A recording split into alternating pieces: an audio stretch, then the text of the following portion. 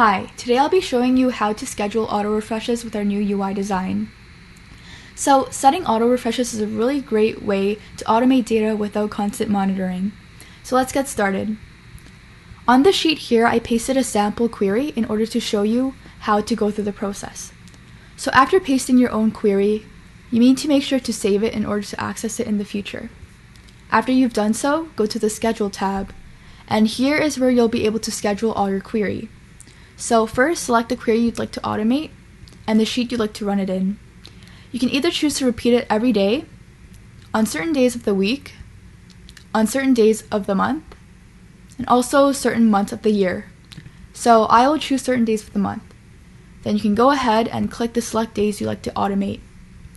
You can also choose to run once or run every couple of hours or a couple of minutes. For me, I'll choose minutes.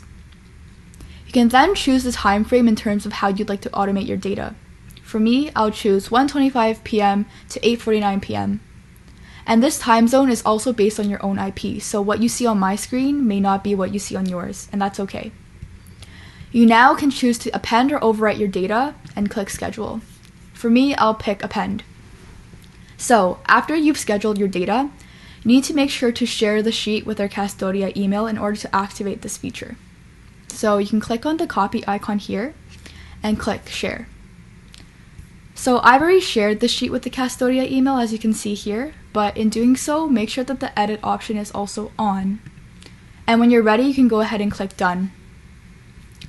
It's also really important to note that whenever you do schedule a query, a pink line will form underneath right here, indicating that the add-on has used the feature. And now you can see that 5 new entries have been added on, indicated by the query with a limit of 5. And that's it.